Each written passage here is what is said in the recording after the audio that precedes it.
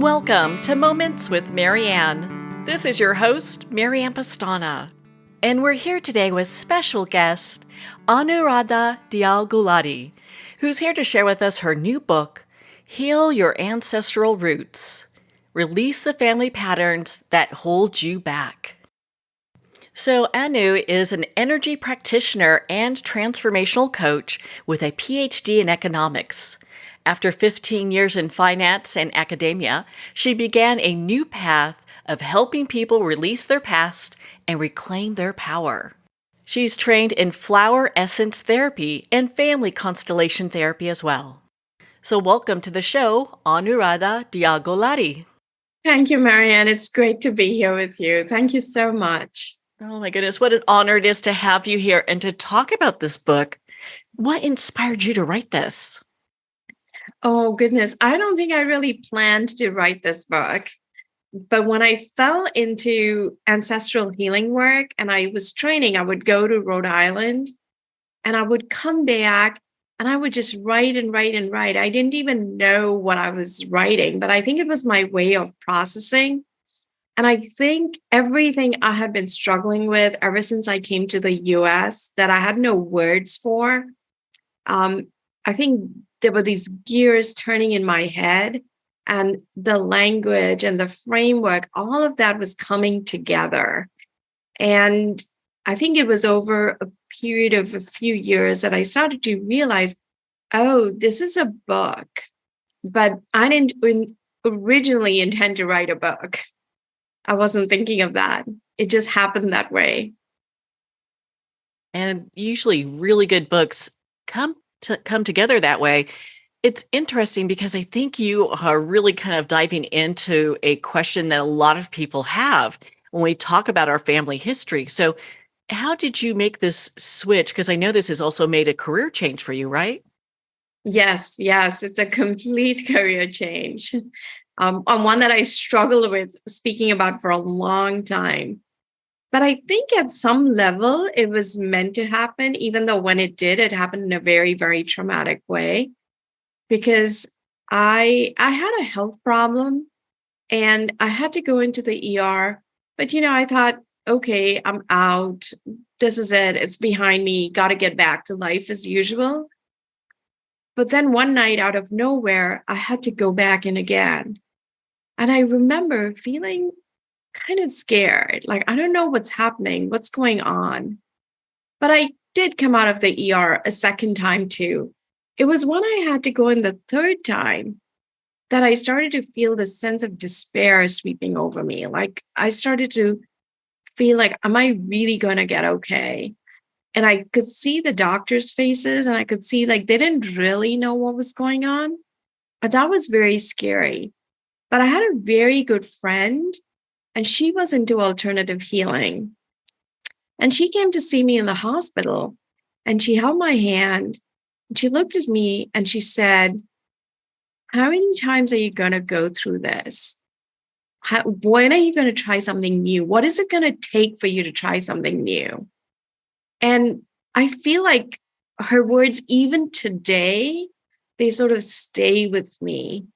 And I realized like I needed to do something different. I needed to change the trajectory of my life. And I literally willed myself out of the hospital. And I started to look at different alternative ways of healing. So I found this amazing Chinese medicine doctor and I discovered flower essences. And those were the two things that saved my health and changed my life. But I think even more importantly, this whole incident made me realize how important hope is in our life. And I felt like I had really lost hope. So as I started to get better, as I started to go on this healing journey, I discovered that what I really wanted to do was to help people realize that they were never powerless. Like you are never powerless. You can create change. You can bring about change in your life. And that sort of became my mission. But it kind of happened in a very circular way.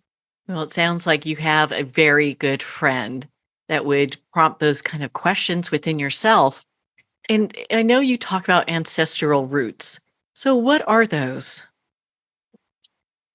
In a lot of traditions, like in the Eastern traditions and Native American traditions, your ancestors are not just your parents and grandparents, but they include those who came up to 7 generations before you.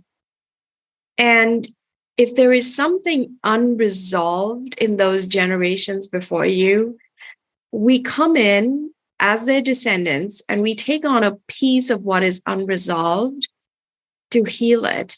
And when we do that, that is what the ancestral healing work that we sort of are almost born to undertake. This is what we really do. And that's what starts the journey. And in the process, I think we have to let go. Ancestral healing really happens when we let go of the feeling that we're a victim of what came before us. That's when healing really happens. And that's part of the process. And so, to kind of piggyback on this, you also talk about transgenerational patterns. So, how do we identify those and what do those look like? So the transgenerational pattern is how ancestral energy makes its presence felt. And listeners, I would ask them the questions, like I would ask a question, do you feel that there are patterns that repeat in your life? Like, do you find yourself in similar kind of relationships again and again? Do you find yourself with the same kind of bosses, the same kind of coworkers, feeling like I've started another project that's failing yet again? Is there this feeling like this is happening to me again and again? Or is there a theme in your family that you can say, this pattern runs in my family? Do you have this sense of, I've been trying to, have a relationship. I've been trying to have financial success, professional success, a career goal. And no matter how hard I work, it seems out of reach. It's as if I'm stuck. Then that problem may not have originated with you. It may have originated before you. That's another way an ancestral energy makes its presence felt. And one thing I would like to point out is I listen to, some of my clients who feel like they're the ones doing the repair work in their family. And there's a sense of frustration about it. There's a sense of like anger about it.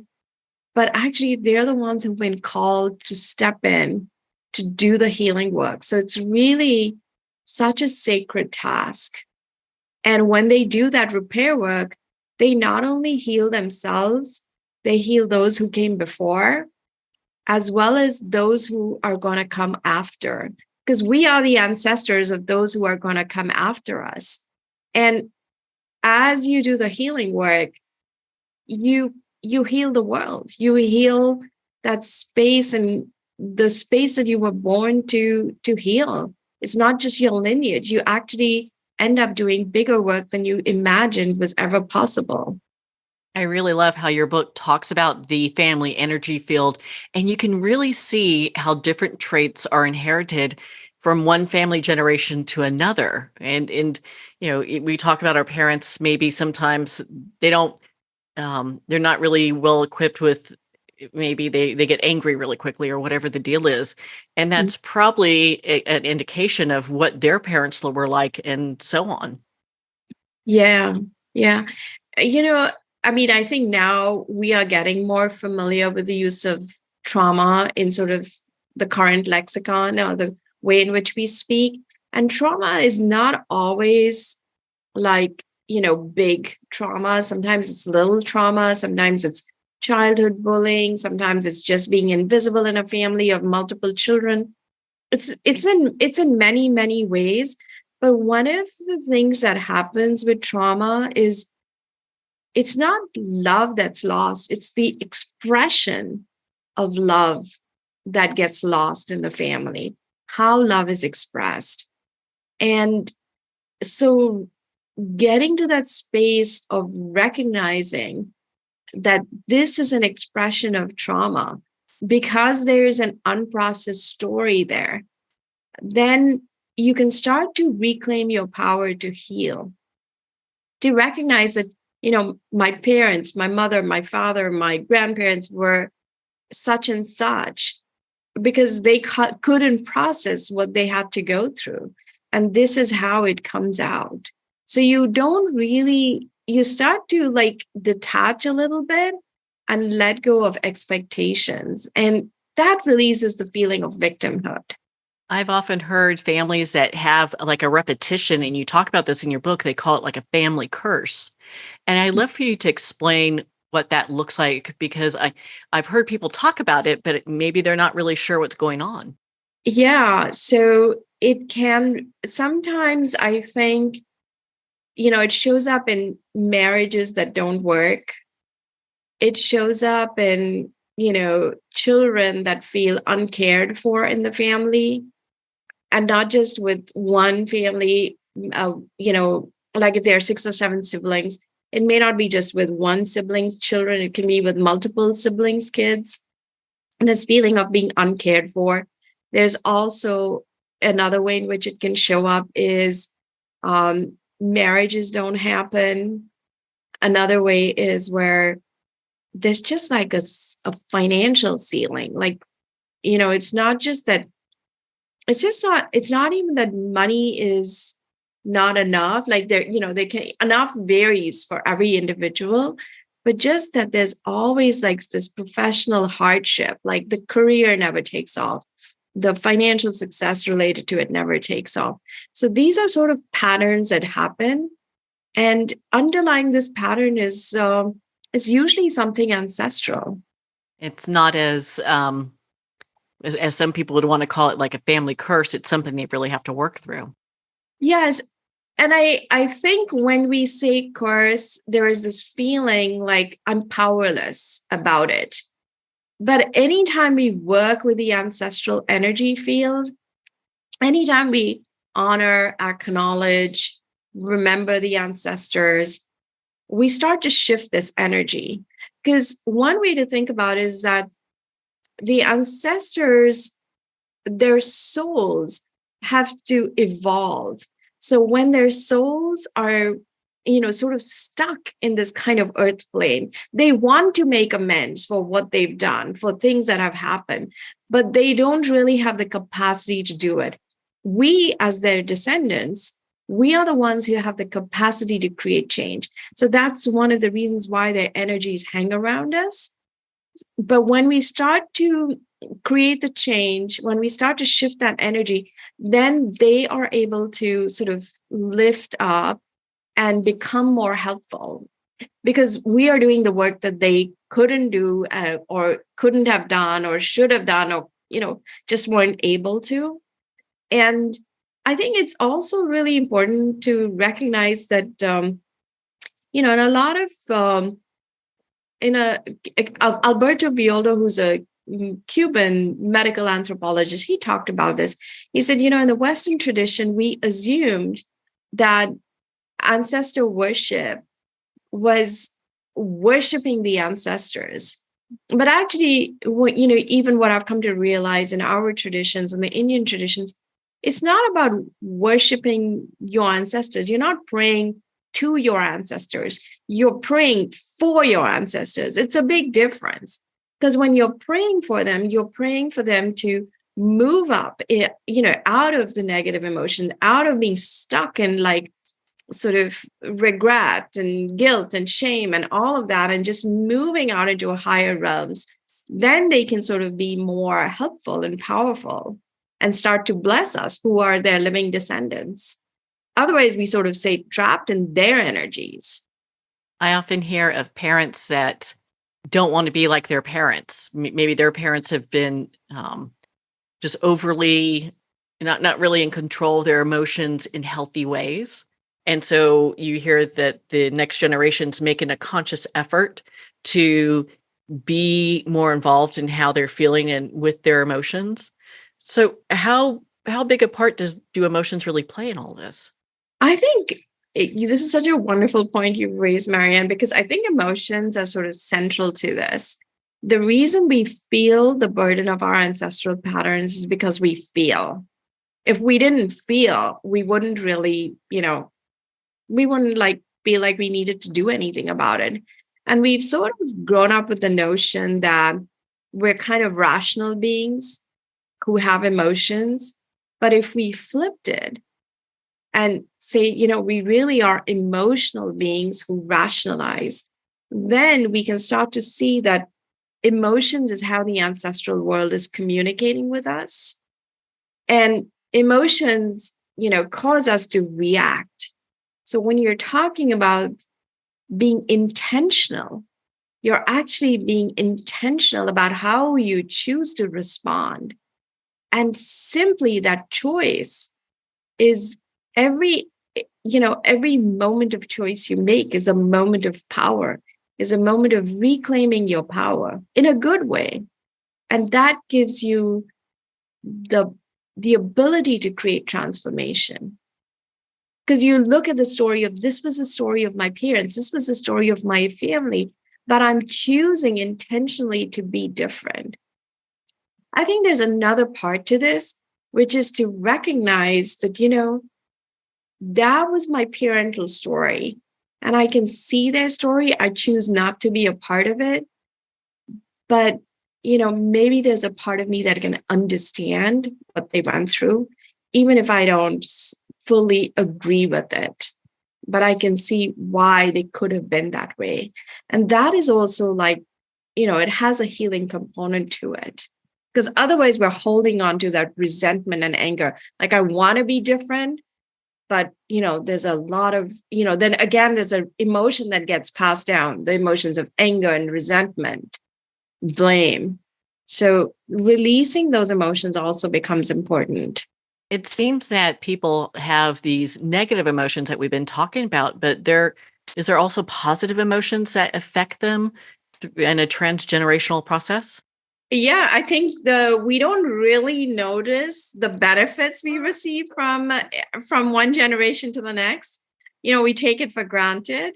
Our brains are wired at some level for negativity, so we sort of miss all the little things that we receive, whether it's a roof over our heads, whether it's a talent, a skill, a scientific mind, an artistic mind, an education, a way of doing jigsaw puzzles, whatever it is.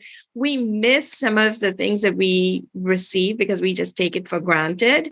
And we notice what we didn't receive or what we wanted, but we feel like we didn't get. So that's when we start to notice the discrepancy. But what we do receive is, often our ancestral blessings. And that's why gratitude is such a game changer, because gratitude shifts the energy of what we're carrying. It allows us to receive, to see what we have received and what we can continue to receive. In your book, and you mentioned this earlier, you talk about flower essence. So how does that play a part in all this? The longest healing journey is from the head to the heart, I think, because we can intellectually, rationalize anything, whether it is our family story, whether it is our parents, our grandparents. We can rationalize what, happened, or what we feel is how we can rationalize how we feel. But the real healing happens when we're able to open our hearts and accept things as they are without expectation. And it's so hard to shift from the heart. And so I feel flower essences actually support that shifting. So we can think of flower essences as medicine from Mother Nature. And for thousands of years, dew was considered to have a very healing property. But, clearly it's sort of challenging to collect enough dew. So in the 1930s, there was a British surgeon, Dr. Bach, and he found a way of recreating the healing property of dew and also stabilizing it. So he would create these wildflower infusions in spring water and preserve the water with brandy. And that's what became flower essences. And, at the University of Glasgow, there were researchers who identified 4 primary emotions: fear, anger, sadness, and joy. And a lot of times we're cycling in three emotions: fear, anger, sadness. So what Dr. Bach did is he, like fear, there's several different kinds of fear. So with the flower essences, he identified the nuances of the emotions. And that's what helps shift the emotion. So then we can actually start to heal from the heart, because that's where the real healing happens, from the level of the heart. And flower essences, taking them is like drinking possibility for your life. That's what they really are, the nectar of possibility. I know we all love that. We love possibility. Where can we make these changes, and how can we look at ourselves and our past and our generations differently? And I know you also talk about family constellations, and I'd love for you to share about that as well. I found that to be fascinating. Yes, family constellations is another sort of way into opening of the heart, because when you're struggling with a problem in your family and you feel like you're not seeing a way out, what happens is, because the family is seen as an energy field, so it's, through time and space it exists. So a family constellation is typically done in a group setting, and there's a space in the center, which is open for the group process. And a client who might come in with a problem will invite somebody to represent them, and also invite other people to represent members of their family. So because family is this energy field, the people who step inside the circle start to take on the emotions, expressions of the family members who might be alive or may not be alive. It's what Rupert Sheldrake called the morphic field. We somehow step into this field and are able to access it, this collective field.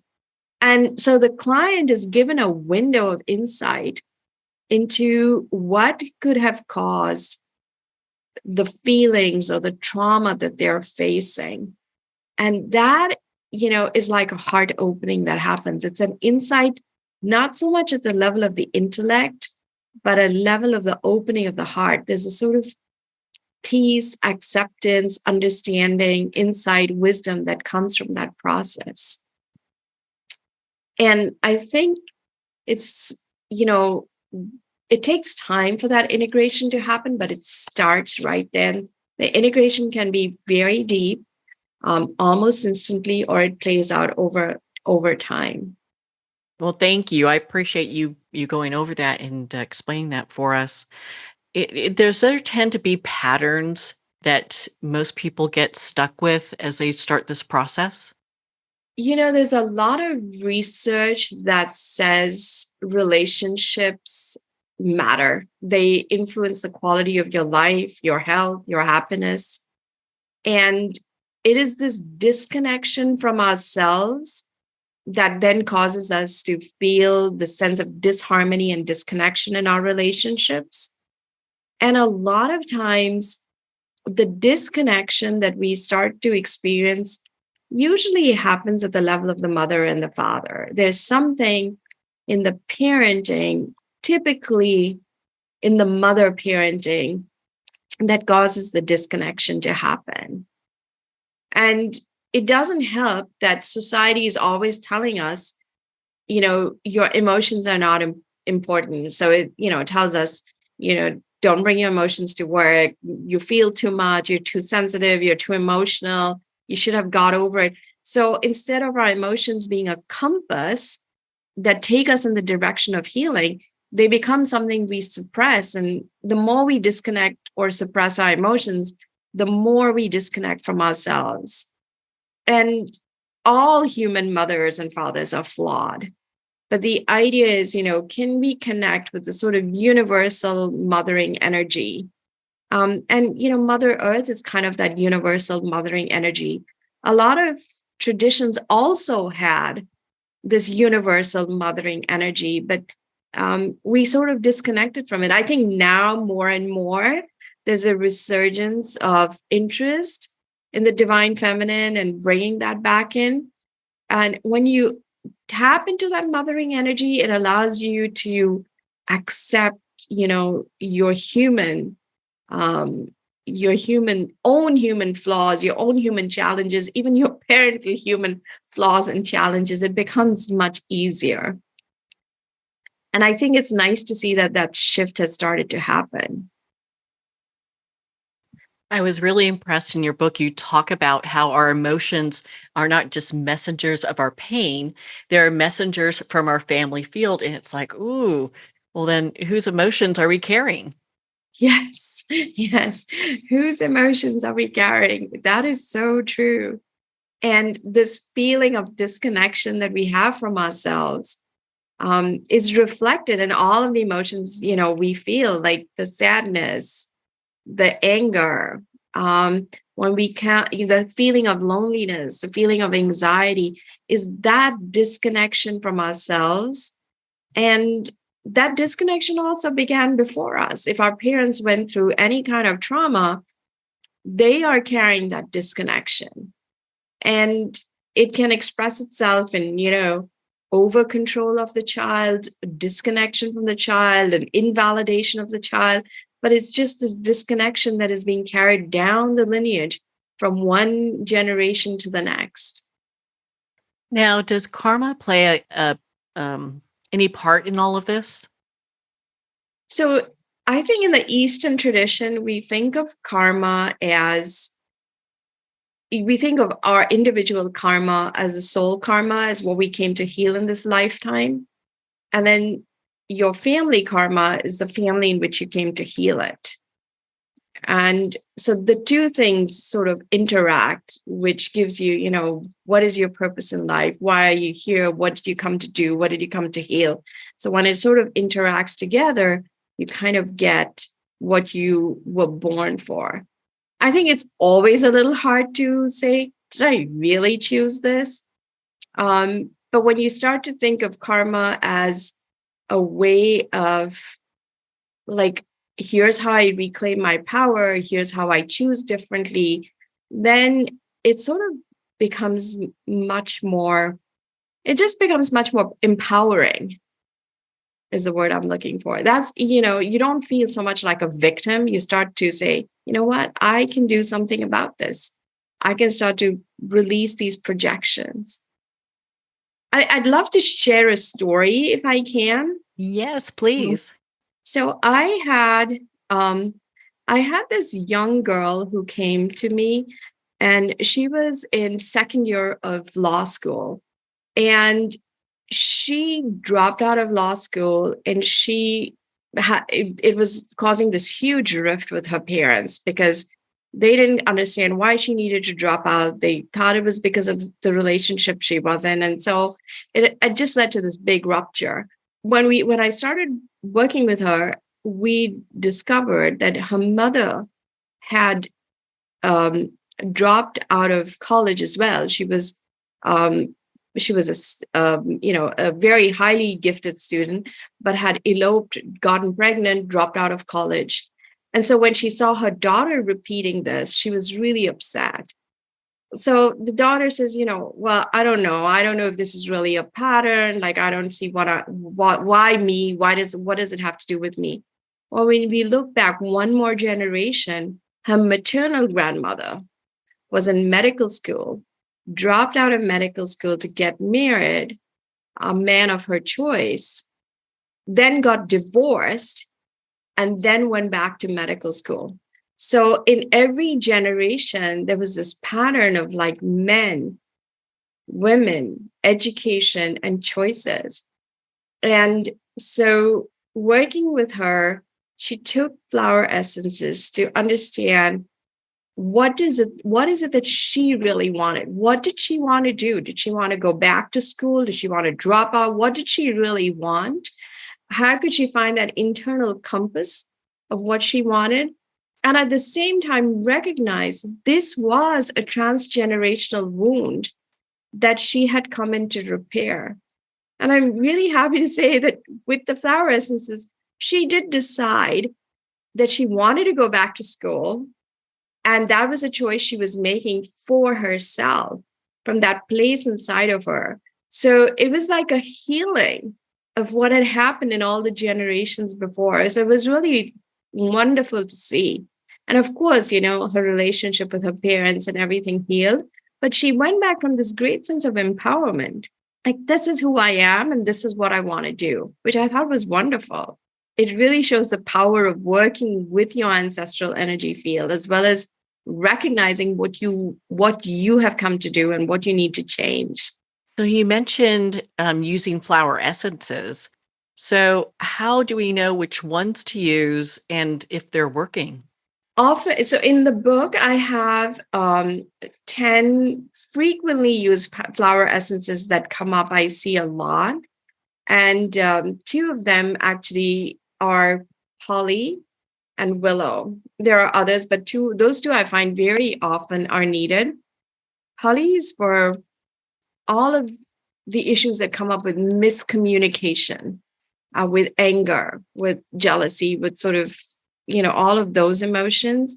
And willow is for bitterness. It's when we just feel we simmer. We can't express, but we simmer.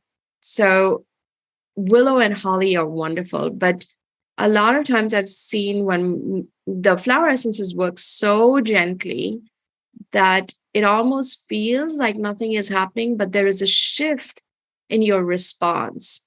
Instead of being reactive, my clients find they are responsive. And it's, many people find that.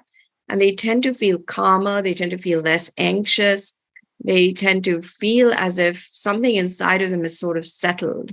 So that's normally how people start to know that the essence is working, because it works so gently. Is it possible for us to rewrite our parental story? I think yes. And I think rewriting the parental story is when I hear, people tell me like, my mother needs to change. She needs to do this. Or I have been trying to fix my parents for so long. If we think about it, there are 252 mothers and fathers in 7 generations. So that's a lot of chapters that were written before we came on the scene. And we can't rewrite those chapters. But what we can do in rewriting the parental story, what we can do is release our expectation of them, especially if there's been something that is been hurtful or lingering, and just stop looking for the acknowledgement, for the praise, the validation, one of them saying, I'm sorry this happened. The moment we start to release those expectations, we can start to rewrite the parental story, because then we're no longer a victim in that story. We've reclaimed our power. So a lot of it has to do with releasing expectations. And that is a hard one to do. So using the flower essences support us in letting go of expectations and reclaiming your power. And as the moment you start to do that, you start to be able to rewrite the story, because it doesn't control you anymore. You have a sentence in your book that really stuck with me, and it's unresolved trauma can overwhelm families, communities, and even countries for generation and keep getting passed down to each generation. And gosh, isn't that just a powerful statement? Because it really says a lot of what's happening. Yeah. Yes. We're seeing so much of that. And I think the most pressing example is Ukraine, because all those little children that we saw images of earlier, having to leave, having to flee, having to be with their mothers, the fathers going up. This is going to continue in their psyche, not just for this generation, but for the next.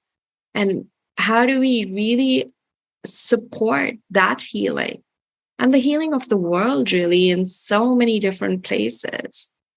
And I think that's kind of key to bringing about healing, at the level of the planet as a whole. That understanding, that compassion, that, it's time for us to live in peace, because underneath, we then give rise to these currents of rage that start to make their presence felt every now and then. Is it important for us to honor our ancestors? And I would think that would be difficult for some people, especially if our ancestors were abusive or disempowering. I mean, how important is that? It's always hard to start when, it's for them, especially the generations that we remember the most, maybe the generation just above us, which is our parental generation, or in, their relatives in that generation, or the generation above, that can be the most challenging. So it might be easier to start with the generations that came before them, and to start, asking for those earlier generations to be at peace. And if that is even harder, what is sometimes easier is even to just start an altar in a home. And it doesn't have to be like a typical Eastern altar. Like, for instance, in India, almost every home has an altar. But these can be altars which, are to nature, or to some universal sort of feeling of kindness or compassion. And just stopping at that place, maybe with putting some flowers, some incense, some little offering from nature. And then it becomes a place in your home where you stop and just pause with, acceptance or gratitude, or offer your, you can sit there and offer your sorrows and just ask for hope, ask for guidance, ask for blessing. And that starts to shift the energy, because coming home to ourselves has like 4 pillars. One is working with the ancestral realm. And if the immediate ancestors are problematic, going further back, or to people who might have supported you, who may not necessarily be your ancestors, but who have supported you. The second is working with your emotions and reconnecting with yourself. And there's so many therapies for that. It's not just flower essences, but it's journaling is a great one. Walking in nature is another one, because as we engage with Mother Earth, that's another component of what brings us home. And finally, building our spiritual connection, because all trauma can be seen as an invitation to building a connection with something bigger than ourselves. And that also gets lost. So it's an invitation to connect with something that might be bigger than us. Although we see the law of karma in operation, there's also grace in operation. And noticing grace, or the presence of grace, and starts to lift us a little bit and open us to sort of seeing things in a way that, yes, we are also being taken care of, even though it doesn't look like it. But we can start to notice the very small miracles, or the small things that are happening. And slowly this expands our consciousness, because we are really shifting our perspective. Healing is a shifting of perspective. Is it important for people to have a faith as they are working through this process? Or if they don't have a faith, is it something that they can work towards? I think it depends on how faith is defined. A lot of people say that they're not religious, they're spiritual, because they don't want to go back to the way their faith was practiced, or the way they were taught as children. So I think it's anything that appeals to you. And there's no judgment about, I think we get stuck in like, I don't want it this way, I don't want it that way, this is not right. But anything that appeals, if being in nature appeals to you, then that's perhaps where you start to see your own faith come in. It doesn't matter really where it is. And in the same way that I don't feel that there's only one way to expand your emotional range, it can be any way. Even exercise, or any form of exercise, is a way of expanding your emotional range. People find that running really lifts them up. So it's just anything that you do that lifts your spirit that expands your emotional range, because the higher emotions like sort of peace and contentment are all as a result of reconnection with ourselves.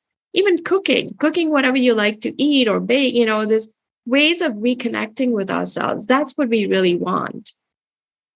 In your book, you talk about connecting with Mother Earth. Is that something that we can do if we have a belief system that is more universal?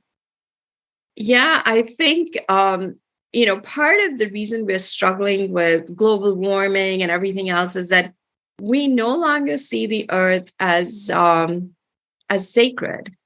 It's just something to be exploited.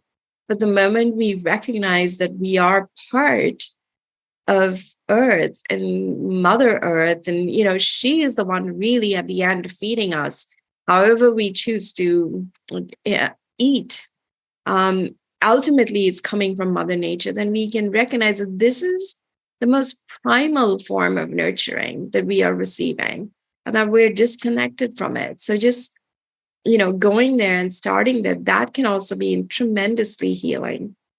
I think the other thing is, flower essences are also really, we think of flowers as the highest expression of nature in some ways. We give flowers when we're grieving for someone, when we're loving someone, when we're expressing our affection, our appreciation, our celebration. So in some ways, we're already reconnecting or connecting at a very primal level with the earth. So just recognizing that that's where we also need to restore connection, and seeing her as the ultimate mother of mothers, mother of fathers, like we can start to reconnect with ourselves. It's all about reconnecting with ourselves. However it's done, whether it's faith, whether it's Mother Earth, whatever shape or form it takes, that's what brings us back to wholeness. In your book, you talk about how we should get to a point where we can really honor ourselves in our lives. Do you find that people have difficulty with that? I think so, because, all of the messages and all of the conditioning is about conforming, which is about forgetting ourselves, and reconnecting with ourselves is about stepping away from conformity. And that's hard and that's challenging. And actually, there's a very beautiful African proverb that says, when you cut your chains, you free yourself. When you cut your roots, you die. And I think it sort of shows the balancing act that we have to go on, where cutting our chains is like cutting the conditioning that we have been receiving, and cutting our roots is we tend to cut our roots rather than cut our conditioning. But in honoring our roots, we can just maybe make space for acceptance and letting go of expectations. Then we start to give ourselves the freedom to move forward. It's, at some level, it can be a challenging journey, but at some level, it just becomes so freeing, because you can start to let go of everything that's been holding you back, and you can start to create the life you want. And that's what we really want at the end, to sort of live life in a way that is joyful, fulfilling, rewarding, connecting. The more we connect with ourselves, the more we can connect with others from a space of, less expectation and more of just, you are who you are, and this is who I am. And, I can just be in the space without judgment or hurt or anger. It's tremendously freeing. What would you like readers and our listeners to take away from your book? I think it's so important to restore connection to yourself, and your emotions are the gateway to restoring connection to yourself. And maybe I can just give a small example of this, so that if you think of the emotion of jealousy and we say, oh my God, she's so jealous, like what, that's not good. But think of jealousy as, I really want something and I can't have it. or I really want something. I've tried to have it, but I couldn't have it. I failed.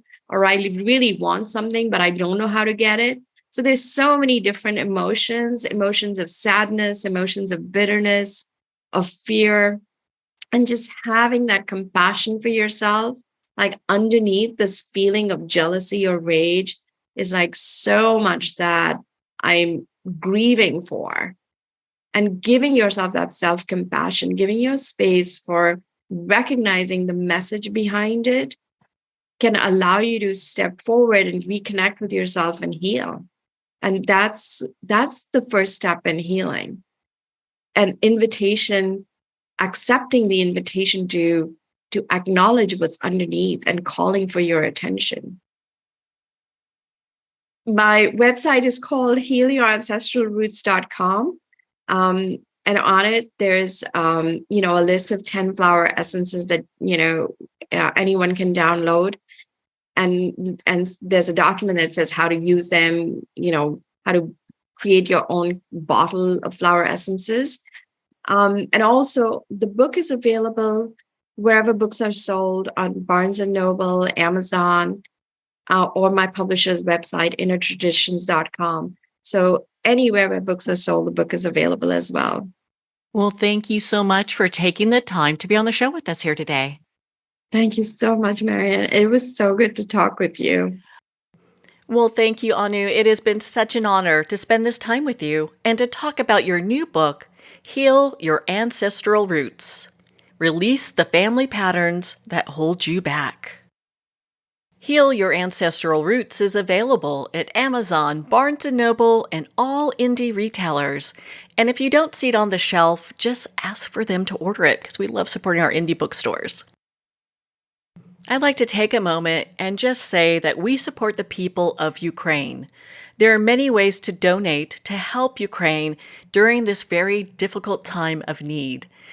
I usually use the World Central Kitchen as a place that I like to donate. Choose one that works for you, people, animals. Everyone needs help. Well, on that note, we're going to pause here for a quick moment, and we'll be right back after these messages. Internationally recognized and award-winning author Judy Goodman works and teaches outside the box of limited thinking. Working with people from every walk of life, her goal is to empower you to be the best you can be, no matter what the challenge is. Born with the gift of seeing beyond our normal vision, she has an extraordinary gift of working with every challenge. Teaching beyond conventional wisdom, her work is described as life-changing. Visit judygoodman.com. That's judygoodman.com.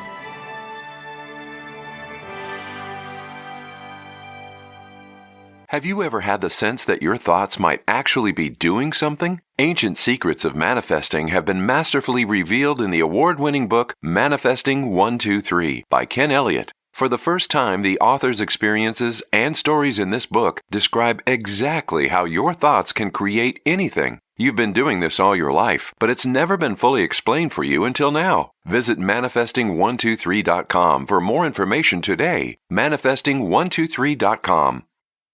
There comes a moment when you realize you're somewhere special, when you discover that each beautiful creature that you see has been rescued from a life of absolute horror and brought to this incredibly free place. Here's where their lives were forever changed and where yours will as well. Discover over 500 tigers, bears, and lions at the brand new visitor center at the Wild Animal Sanctuary just outside Denver. For more information, visit wildanimalsanctuary.org. Discover true freedom at the Wild Animal Sanctuary.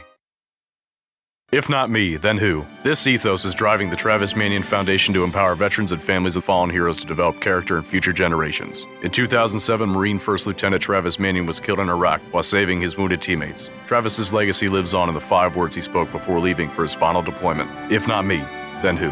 Guided by this mantra, veterans continue their service, developing strong relationships in the community and thrive in their post-military lives. Visit TravisManion.org and ensure the character of our nation's heroes lives on in the next generation. If not me, then who? There are nearly 2 million Americans living with amputation. Many live right here in San Antonio. Becoming an amputee can be scary, frustrating, isolating, but there's no reason to feel alone. The San Antonio Amputee Foundation is here to help support you and guide you toward resources such as home and car modifications and even prosthetic limbs. For more information or to make a donation, visit saamputee.org. We'll help you live a full, active life, one step at a time. San Antonio Amputee Foundation, healing limbs, hearts, and souls. Do you have a book that you'd like to get out in the world, but you're just not sure how to do it? Hiring a professional makes all the difference. Visit mariannepestana.com and learn how your book can be elevated.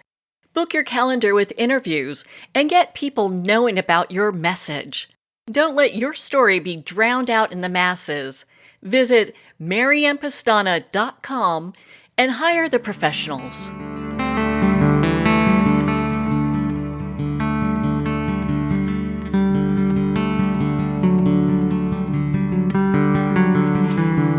I'd like to thank Jason Eastwood at Guitarfulness for sharing his inspiring music and talent with us.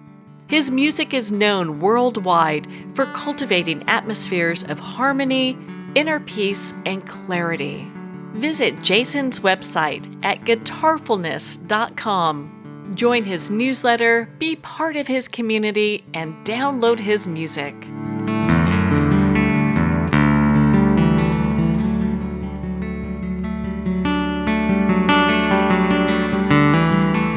Well, we're at the end of our time today. I'd like to thank everyone for tuning in. You've been listening to Moments with Marianne, where we make every moment count.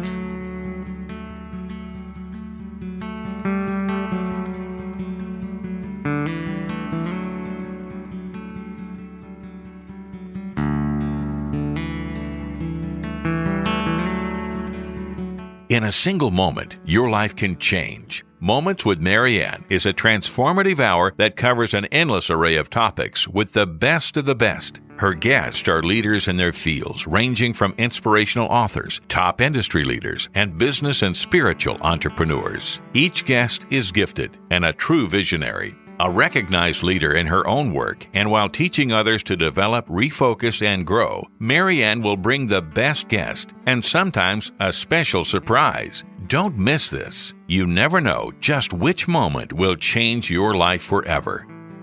Make sure to tune in and visit momentswithmarianne.com for more information.